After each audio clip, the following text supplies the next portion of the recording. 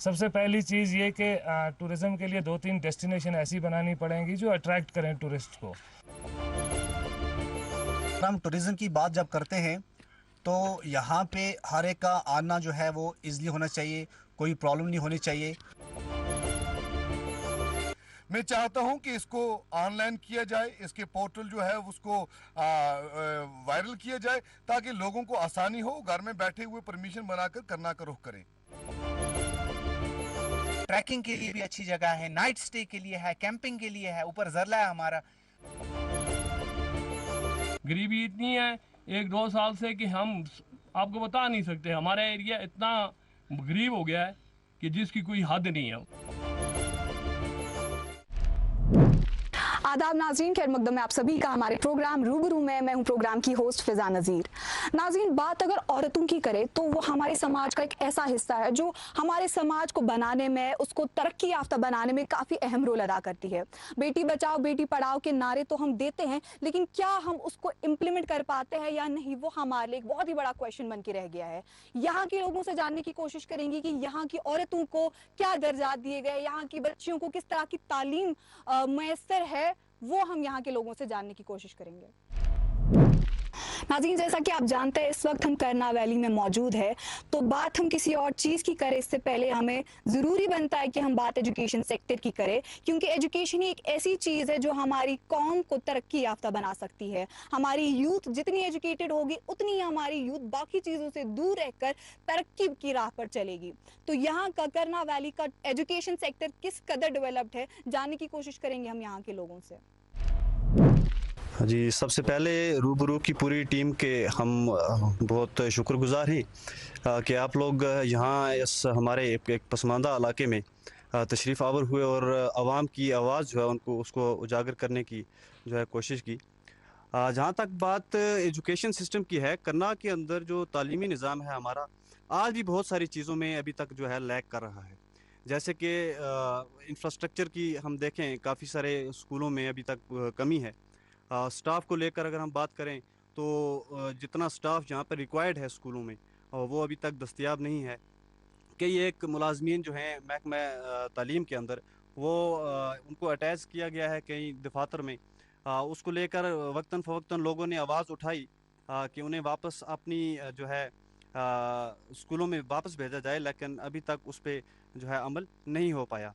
इसलिए हम गुजारिश करेंगे आला हुक्काम से कि तालीम जो कि एक फंडामेंटल राइट है और इसे जो है सबसे ज़्यादा अहमियत जो मैं समझता हूँ देनी चाहिए। किसी भी इलाके की, किसी भी कौम की तरक्की में सबसे पहली चीज़ जो है वो तालीम है।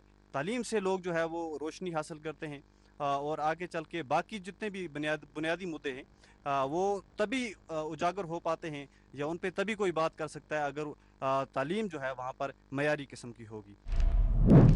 कि हमारी पूरी कंट्री को का जो तालीमी निज़ाम है उसी में रिफॉर्म्स लाने की ज़रूरत है।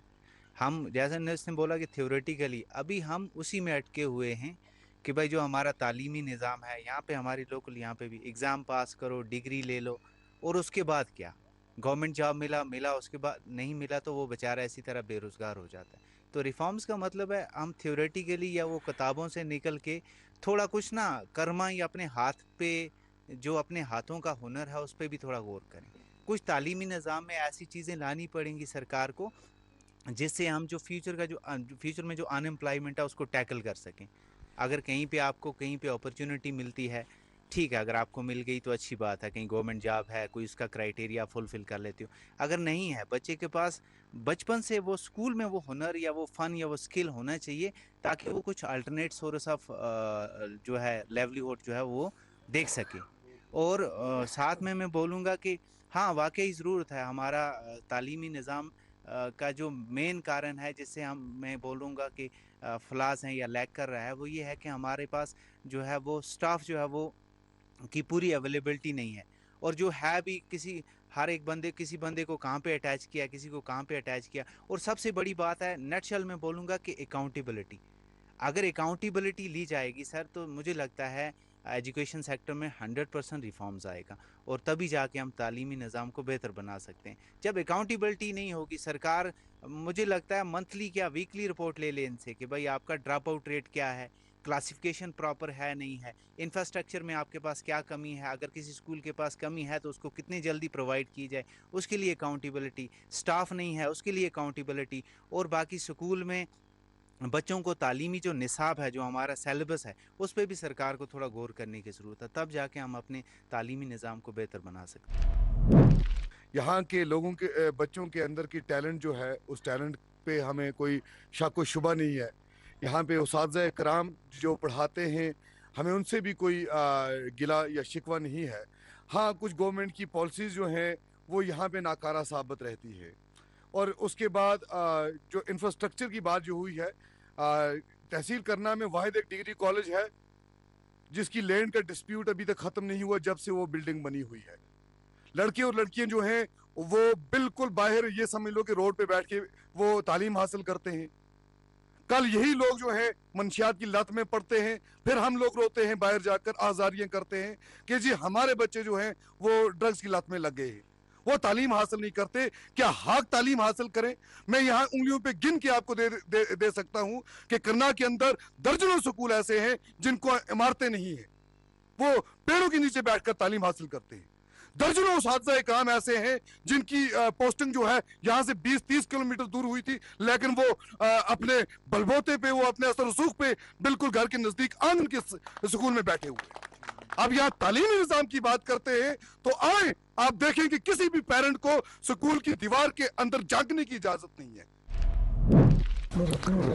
तो जैसा कि अभी हमारे जो बड़े थे यहाँ पर, उन्होंने कहा कि हमारे जो स्कूल्स हैं इनमें स्टाफ की तो कमी है ही, इंफ्रास्ट्रक्चर भी की भी कमी है, लेकिन इसके अलावा जो हमारे स्कूल्स में नहीं है वो है जो एक अच्छा एल्गोरिथम होता है हमारे स्कूल्स का, जो एजुकेशन सिस्टम है that should be better.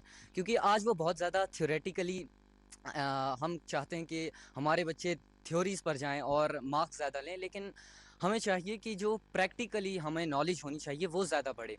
And another thing is कि जो पेरेंट्स होते हैं वो अपने बच्चों को सिर्फ स्कूल्स में छोड़ देते हैं और तब लाते हैं जब एग्ज़ाम्स, उनका सेशन ख़त्म होता है। लेकिन जो इंटरेक्शन होनी चाहिए जो पेरेंट्स और टीचर्स के बीच में, दैट शुड बी गुड, ज़्यादा होनी चाहिए, ताकि जो बच्चा है उस पर ज़्यादा फोकस हो। पहले तो मैं आप सभी का शुक्रगुजार हूँ, ख़ास तौर पर रूबरू टीम की, जो यहाँ पर आए और हमें ये मौका दिया कि हम भी अपनी बात आपके सामने, हर एक के सामने रख पाएँ, स्पेशली गवर्नमेंट के सामने। अगर जैसे कि यहाँ पर बहुत सारे लोगों ने जो है बात की एजुकेशन के बारे में, मैं आपको बताना चाहूँ, अगर हम किसी इमारत की जो इमारत बनाना चाहेंगे तो उसकी हम पहले देखते हैं बुनियाद। अगर उसकी बुनियाद मजबूत होगी तो इमारत भी मजबूत होगी, लेकिन अगर उसकी बुनियाद ही हम जो है ख़राब डालेंगे तो इमारत आप जितनी चाहे बड़ी कर लो वो किसी काम की नहीं है। इसीलिए एजुकेशन जो है वो एक फाउंडेशन होती है। लेकिन इस इलाका करनाल में अगर हम बात करें फर्स्ट से लेके थर्ड सेमेस्टर तक, अगर पर्सनल एक्सपीरियंस में बताऊं, हमने बहुत सारी मुश्किलात का सामना किया है। पहले तो एलिमेंट्री स्कूल्स में हमें तो या तो वहाँ पर भी स्टाफ की बहुत ज़्यादा कमी रही है, वहाँ पर स्कूल्स की इंफ्रास्ट्रक्चर बहुत ज़्यादा ख़राब रही है। इवन हमारे पास प्ले ग्राउंड्स नहीं होते थे। बच्चे का जो बेस बनता है वो पहले से बनता है, मतलब जब वो एलिमेंट्री स्कूल में, प्राइमरी स्कूल में होता है। लेकिन अब आप कैसे एक करनाल के स्टूडेंट से एक्सपेक्ट कर सकते हो कि वो स्पोर्ट्स में आगे जाए जब उसके पास प्ले ग्राउंड्स ही नहीं है? वो कैसे स्टडी में आगे जाए जब उसका फाउंडेशन ही, जो अब उसकी बुनियाद ही जो है वो अच्छी नहीं रखी गई है, जब उसका इंफ्रास्ट्रक्चर उस स्कूल का नहीं, उसका निज़ाम अच्छा नहीं रखा गया हो, तो कैसे आप उसको आगे बढ़ते देखना चाहेंगे? फिर उसके बाद हम हायर सेकेंडरीज़ में आए। हायर सेकेंडरीज़ में यही प्रॉब्लम रही कि स्टाफ जो है उसकी कमी है। टूरिज़्म के हवाले से मैं इतना ही कहूँगा कि टूरिज़्म के लिए कुछ एक इक़दामात जो हैं वो सरकार ने, लोकल एडमिनिस्ट्रेशन ने उठाने होते हैं। पब्लिक का इसमें बहुत अहम रोल रहता है। पब्लिक जो है उसके अंदर एक मैं कहता हूँ कि जो मेहमान नवाजी के लिए जानी जाती है, हेल्पफुल नेचर उनका हो, उनको पूरी तरह से ये सिविल एडमिनिस्ट्रेशन का फ़र्ज़ अव्वल है कि वो वहाँ की आम आवाम को अवेयर करे जाकर के कि टूरिस्ट जो आते हैं उनको किस तरीके से इस्तकबाल करना होता है। करनाल में पहुंचने के लिए मुझे ये चीज़ समझ नहीं आती कि आज के इस दौर में जहां हर एक चीज़ जो है वो हम इंटरनेट या ऑनलाइन जो है वो करते हैं, लेकिन इलाके करना के लिए जो प्रोसेस रखा है इन्होंने परमिशन के लिए, वो इन्होंने ऑफलाइन रखा है। कभी लोकल थाने से लिख के लाओ, पुलिस स्टेशन से, फिर कालपुरा में आओ, वहाँ से परमिशन लो, फिर वहाँ से उनको बड़ी मुश्किलात से यहाँ तक पहुँचना पड़ता है। बेहतर समझते हैं लोग कि घर ही बैठे रहें, करना का सफ़र ना ही किया जाए तो बेहतर है। मैं चाहता हूं कि इसको ऑनलाइन किया जाए, इसके पोर्टल जो है उसको वायरल किया जाए ताकि लोगों को आसानी हो, घर में बैठे हुए परमिशन बनाकर करना का रुख करें। सबसे पहली चीज़ ये कि टूरिज़्म के लिए 2-3 डेस्टिनेशन ऐसी बनानी पड़ेंगी जो अट्रैक्ट करें टूरिस्ट को, और उसमें सबसे बड़ा कदम ये हो सकता है कि शारदा पीठ, जो शारदा यात्रा है, उसको अगर शुरू कर दिया जाए तो उसकी वजह से जो टूरिज़्म है वो ज़्यादा से ज़्यादा यहाँ पे आएगा और यहाँ के लोकल लोगों का फ़ायदा हो सकता है। टूरिज़्म इसलिए कम हुआ क्योंकि वो जो डर का माहौल जो पहलगाम में हुआ पिछली बार, आरू वैली में, जहां हमारे 25-26 नहत्ते लोगों का कत्ल किया गया, तो जाहिर सी बात है कि एक गलत इम्प्रेशन गया हमारे बारे में भी और हमारी वैली के बारे में भी। तो वो आहिस्ता आहिस्ता करके दूर हो सकता है, और उसका साथ आप लोगों का भी हमें साथ चाहिए, क्योंकि आप सोशल मीडिया या आपके अपने प्लेटफॉर्म के ज़रिए आप लोगों को बता सकते हैं, यहाँ के लोगों की दिल की बात उन तक पहुँचा सकते हैं। पहलगाम के बाद जो मैं बात करूं, जो ऑपरेशन सिंदूर हुआ, ऑपरेशन सिंदूर में जो हमारी सेना ने उनको मुंह तोड़ जवाब दिया और उनको ये बार बार कहा कि आप लोग अगर ऐसी गलती करेंगे तो ऑपरेशन सिंदूर ख़त्म नहीं हुआ है बल्कि ये कंटिन्यू है। लेकिन मैं एक रिक्वेस्ट करूंगा कि उस ऑपरेशन सिंदूर में जो आम गरीब लोगों का नुकसान हुआ, चाहे वो दुकानदार थे, चाहे वो मालके मकान थे, या चाहे वो गाड़ियाँ वाले थे, जो अपना रोज़गार दिन को कमाते थे, उन्हीं के ज़रिए अपने बच्चों को पालते थे, लेकिन आज तक उनको उनकी कंपनसेशन नहीं मिली है। तो मेरी रिक्वेस्ट रहेगी गवर्नमेंट से कि उनको उनकी कंपनसेशन दी जाए जितना वो हक रखते हैं। तो मैं बेसिकली जीडीसी टंगधार की स्टूडेंट हूँ, और जैसे कि सर ने कहा अभी कि हमारा पहला पॉइंट यही है कि हमारे कॉलेज का लैंड डिस्प्यूट पता नहीं कितने ईयर से ऐसे ही है। हमें इवन इतना नहीं पता चलता है कि कौन कॉलेज का स्टूडेंट है और कौन बाहर का स्टूडेंट है, क्योंकि वहाँ भी किसी का आना जाना कुछ पता नहीं चलता है। और दूसरी चीज़ है, हमारे कॉलेज में टीचर सिर्फ, हम प्रोफेसर्स की बात करें, वो सिर्फ 5 या 6 हैं। तो ये बात करते हैं कि बाहर एक्टिविटीज़ होनी चाहिए। हमें अगर किसी कॉलेज में इंटर कॉलेज कंपटीशन होता है, हमें बाहर जाना पड़ता है, तो हमें इतना नहीं होता है कि कोई एक स्टाफ हमारे साथ जा पाए, क्योंकि यहाँ पे स्टाफ की बहुत ज़्यादा कमी है। हमारे पास इवन 5 या 6 ही प्रोफेसर हैं। अब वो क्या करेंगे, हमारे साथ जाएंगे या वहाँ पे बच्चों को पढ़ाएंगे?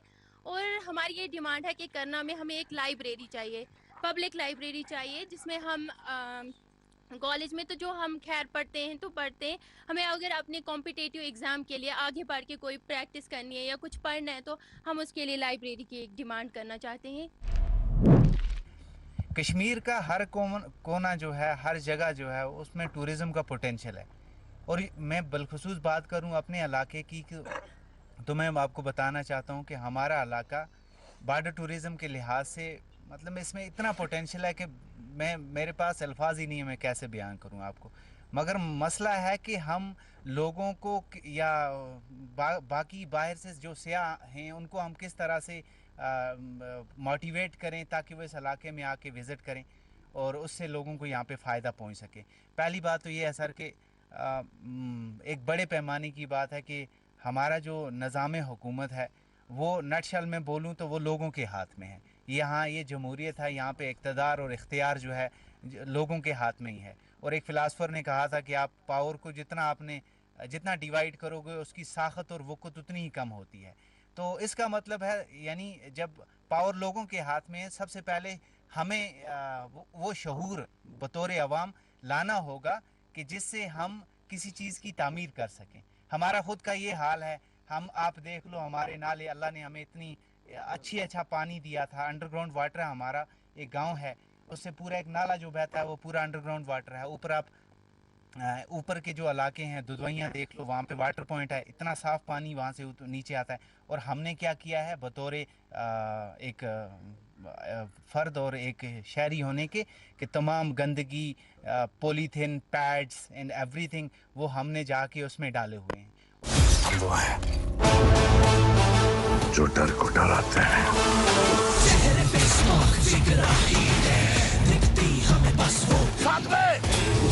माउंटेन ड्यू, डर के आगे जब थ्रिल टू मच हो तो हिम्मत कम क्यों। माउंटेन ड्यू अब 20 में 400 ml। और हाल हमारा ये है, सोच हमारी ये है कि ना हमने जो नाले नदी नाले हैं, पीने का पानी जो था, वाटर बॉडीज जो थे, उसको हमने बना दिया है कूड़ेदान, डस्टबिन, और तवक्का हम कर रहे हैं ऊपर आसमानों की तरफ देखने की। तो सर नहीं हो सकता, ज़मीन से ही उठना पड़ेगा। मैं सबसे पहले टीम रूबरू का तहे दिल्ली से शुक्रिया अदा करता हूं जो कि हमारे बीच में आए, और हमें पूरी उम्मीद है कि हमारी बात को वो आगे तक ले जाएंगे, और हमारे जो ये मुद्दा है आज का बॉर्डर टूरिज़्म, जिसके बारे में अभी मैं बताना चाहूँगा, उसको आगे तक ले जाएंगे, बहुत आगे तक, यानी सेंट्रल गवर्नमेंट तक। आप देखिए हमारी बदकिस्मती है कि आज तक हमारे इस करना के इलाके को बॉर्डर टूरिज़्म के नक्शे पे नहीं लाया गया। आप देखिए, आप अपना कैमरा घुमा के यहाँ पे देखिए, हमारे इस इलाके की खूबसूरती को देखिए। ये क्या किसी गुलमर्ग से कम है, ये पहलगाम से कम है, या हमारे दूसरे जहाँ पे टूरिस्ट बहुत ज़्यादा जाते हैं उनसे हमारा इलाका कम है। आप यहाँ पर आए हैं, आप यहाँ तक मौजूद मत रहिए, आप जाइए पूरे इलाके में जाके देखिए कि हमारे पास कैसे अच्छे अच्छे टूरिस्ट स्पॉट हैं। आप यहाँ पर आए हैं, हम दूसरे मीडिया वालों से भी ये गुजारिश करते हैं कि वो भी यहाँ पर आए, को हमारे इस जो खूबसूरती को है ये आगे तक ले जाएं, ताकि हमारे इस इलाके को टूरिस्ट मैप के नक्शे पर लाया जाए। मैं मीडिया वालों से ये गुजारिश करता हूँ कि आप देखिए, वो हमारे सामने एक करानू की पहाड़ी है, अगर वहाँ पे आप चढ़ जाओगे, आप बोलोगे कि यहीं पे जन्नत है। हम टूरिज़्म की बात जब करते हैं तो यहाँ पे हर एक का आना जो है वो इजीली होना चाहिए, कोई प्रॉब्लम नहीं होनी चाहिए। तो यहाँ पे 2-3 स्पॉट ऐसे हैं, क्योंकि ये बॉर्डर एरिया है, लाइन ऑफ कंट्रोल के नज़दीक है, यहाँ पे हमेशा चेकिंग रहती है। और परमिशन की बात करें, परमिशन में बड़ी प्रॉब्लम आती है, तो कई बार 5-5 घंटे लग जाते हैं, और जो बाहर से आएंगे उनको तो 2 दिन लग जाते हैं।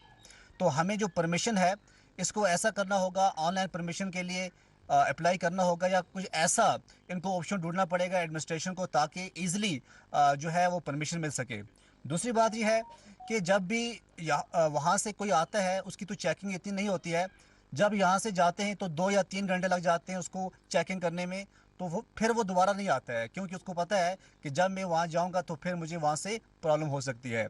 अब क्या है, इंडियन आर्मी की हेल्प से यहाँ पे डन्ना पर एक टूरिस्ट स्पॉट जो है वो बनाया जा रहा है। मेन जो चीज़ है वहाँ पे, जो डन्ना पे, वहाँ पे चेकिंग पॉइंट जो है, चेकिंग पॉइंट्स ऐसे बनाए जा रहे हैं, कम से कम 3-4 पॉइंट्स वहाँ पे बनाए गए हैं, जहाँ पे इजीली जो है वो कोई भी सामान होगा, आपका 5 मिनट में या 2-3 मिनट में आपका वो स्कैन हो जाएगा। जिस तरह से आपने देखा होगा एयरपोर्ट्स के अंदर जिस तरह से सिस्टम बना हुआ है, ऐसा सिस्टम जो है वो डन्ना पे बनने जा रहा है।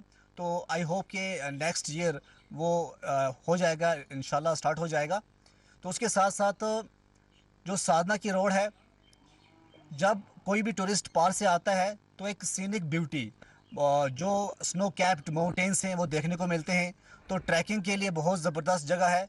तो रास्ते में जब वो आते हैं, अगर वहाँ पे टी स्टॉल्स जो हैं वो लगाए जाएं और कुछ छोटी मोटी शॉप्स वहाँ पे खोली जाएं, तो उससे क्या होगा, एक तो रोज़गार भी बढ़ेगा, दूसरा जो टूरिस्ट है, क्योंकि जो भी टूरिस्ट लोग आते हैं, ख़ासकर जो ट्रैकिंग के लिए आते हैं, उनको चाहिए कि हाँ 10 किलोमीटर के बाद कम से कम एक चाय की चुस्की हो, ठीक है।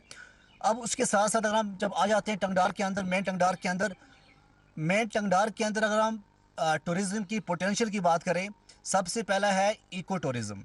इको टूरिज़्म में यहाँ पे डन्ना आता है, शमसपोरा आता है, सुलेमान का कलडारा आता है, करानू आता है, और ये ट्रैकिंग पॉइंट्स भी बन सकते हैं, और इको टूरिज़्म के लिए भी हम इनको बढ़ा सकते हैं।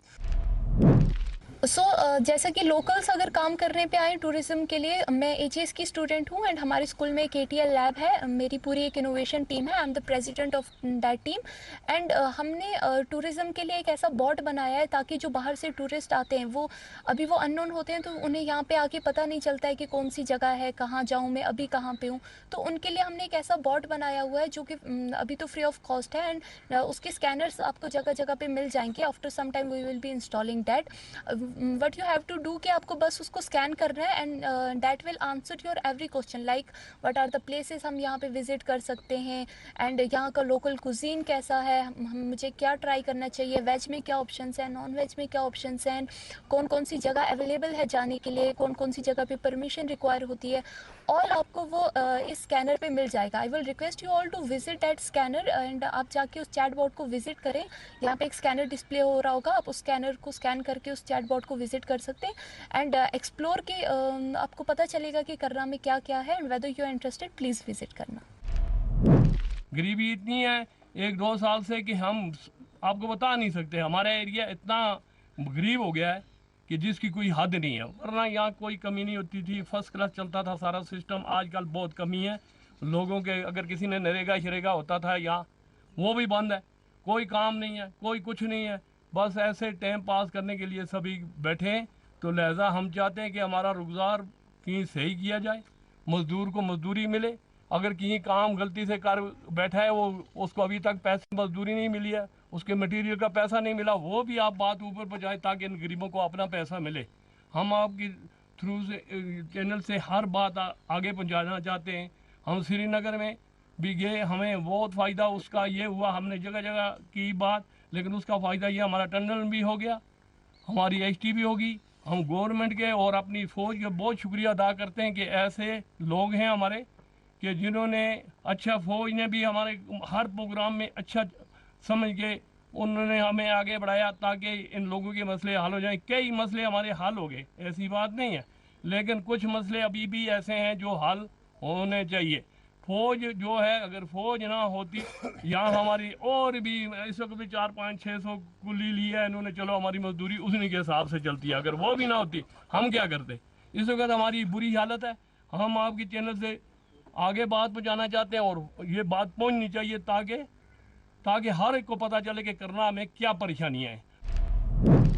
नाज़रीन, अभी तक हम बात कर रहे थे एजुकेशन के बारे में, टूरिज़्म के बारे में, तो वही हमारे लिए ज़रूरी बनता है कि हम बात वुमेन एम्पावरमेंट की करें, क्योंकि औरत अगर तरक्की याफ्ता नहीं होगी तो हमारा समाज, हमारी सोसाइटी भी तरक्की याफ्ता नहीं होगी।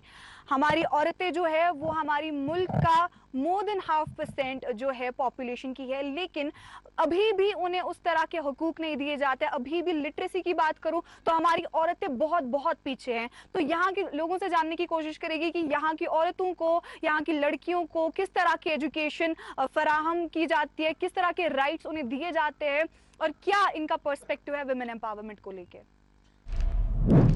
वुमेन एम्पावरमेंट का मतलब सिर्फ ये नहीं है कि आप लड़कियों को, औरतों को आज़ादी दें, बल्कि ये है कि आप उनको अपॉर्चुनिटीज़ दें, उनको फ्रीडम दें और उनको एजुकेशन दें ताकि वो हर फील्ड में आगे बढ़ सकें।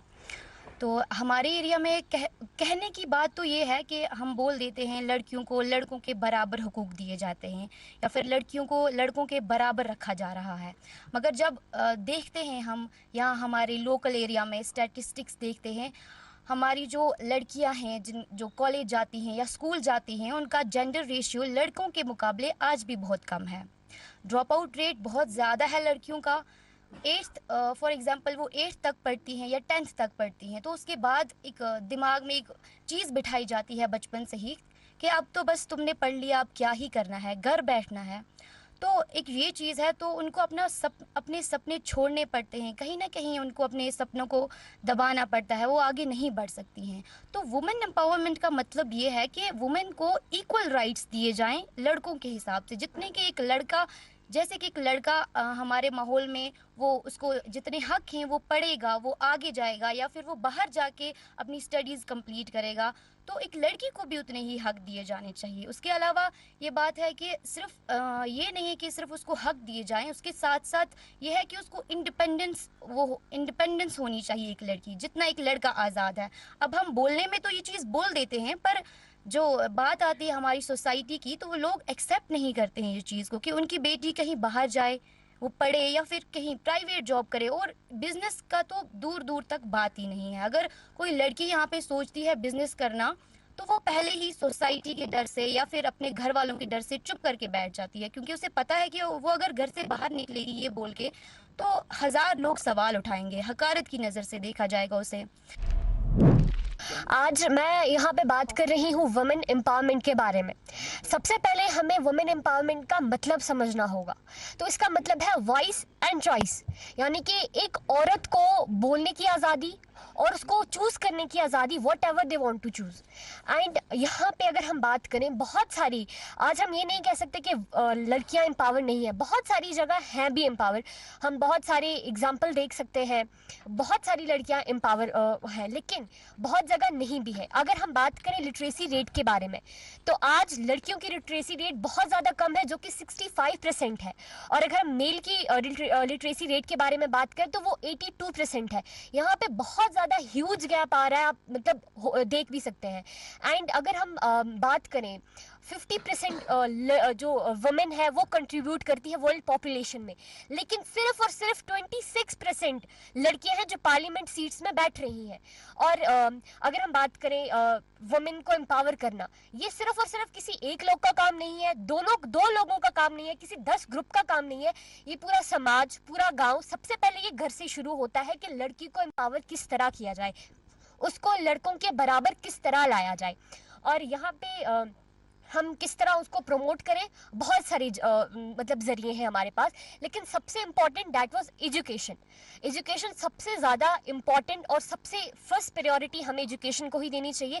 देन हमारे पास कुछ स्किल डेवलपमेंट्स हैं, यानी कि अगर लड़कियां कोई सिलाई, बुनाई, पिकल मेकिंग, घर से जो भी चीज़ें वो कर रही हैं, और यहाँ पे बहुत सारे ज़रिए हैं। हम टीटवाल से आए हैं, स्किल डेवलपमेंट सेंटर से, जो कि आर्मी की तरफ से है। हमें उसका बहुत फ़ायदा मिलता है। वहाँ की जो बेरोज़गार औरतें हैं वो आती हैं, उनका कोर्स होता है 20 डेज़, 15 डेज़, 20 तक होती हैं। वो उनका कोर्स कंप्लीट होता है, वो घर में जाके अपना काम करती हैं और अपना रोज़गार चलाती हैं। और हम चाहते हैं हमें इसका फ़ायदा मिले, डेवलप हो, हमारे जो प्रोडक्ट बनते हैं वहाँ पे वो आउट ऑफ स्टेट जाने चाहिए ताकि हमें फ़ायदा मिले। वुमेन एम्पावरमेंट की अगर हम बात करें तो ये, जैसे कि कई सारों ने पहले भी ये बात की कि वुमेन एम्पावरमेंट जो है ये लड़कियों को आज़ादी देना, उनको जो है मर्दों के बराबर अपॉर्चुनिटीज़ मिलना, उस बारे में बात हो रही है। लेकिन कई जगह पर हो तो रहा है, डेवलपमेंट हो रही है, लेकिन कई जगह पर स्टिल अभी भी औरतों को जो है कमतर समझा जाता है। अभी भी उनको जो है घर तक महदूद समझते हैं लोग, अभी भी उनको अपॉर्चुनिटीज़ नहीं दे रहे हैं। अगर हम बात करें कि अगर आप एक कंट्री को डेवलप करना चाहते हैं, आपको जो है इक्वालिटी वहाँ पर होनी चाहिए, उस कंट्री में डेमोक्रेसी, इक्वालिटी ज़रूर होनी चाहिए। क्योंकि आप देख रहे हैं कि आज के वक्त में जो डेवलप्ड कंट्रीज़ हैं, वो डेवलप्ड कंट्रीज़ में जो है औरतों को हुकूक मिल रहे हैं, इसीलिए वो डेवलप्ड कंट्रीज़ हैं। अगर हम बात करें कि जो अनडेवलप्ड कंट्रीज़ हैं, जैसे हम जो अफ़गानिस्तान की बात करें, अभी भी वहाँ पर वो औरतों को जो है उनके हुकूक नहीं मिल रहे हैं, जिसकी वजह से वो अभी भी अनडेवलप्ड है। तो इसका मतलब ये है कि औरतों को हक देना, उनको जो है मतलब इस बात का ये सबूत देता है कि आप एक कंट्री के डेवलपमेंट के बारे में बात कर रहे हो। हम अगर हिस्ट्री की बात करें, हिस्ट्री जो है हमारी, वो औरतों ने उसमें भरपूर जो है अपना किरदार निभाया है। जैसे कि हम बात करें हमारी कल्पना चावला की, जो फर्स्ट वो इंडियन वुमेन रह चुकी हैं जिन्होंने स्पेस में जो गई, उन्होंने एक एग्जांपल सेट की कि औरतें जो हैं वो उड़ान भर सकती हैं। अगर हम बात करें मलाला यूसुफज़ई की, उन्होंने जो है अपने सर पर गोली खाकर उस हालत में भी उन्होंने जो है वो गन्स का सामना किया, लेकिन फिर भी अपनी पढ़ाई जो है पूरी की, और हम जैसी औरतों के लिए, हम जैसी लड़कियों के लिए एग्जाम्पल सेट की कि औरत पढ़ सकती है, औरत आगे बढ़ सकती है। नाज़रीन, वक्त किसी का मोहताज नहीं होता, हमें वक्त की कदर करनी चाहिए। इसी तरह हमारे प्रोग्राम का भी वक्त यहीं पर इख्तिताम को पहुंचता है। हमें मालूम है कि आपके इलाके में भी कई सारे मसलो मसाइल होंगे। अगर आप भी चाहते हैं अपने इलाके के मसलो मसाइल हमारे प्रोग्राम में शुमूल करना, तो दिए गए साइट्स पर हमें राब्ता करें। तब तक के लिए दीजिए हमारी पूरी टीम को इजाज़त। अल्लाह हाफ़िज़।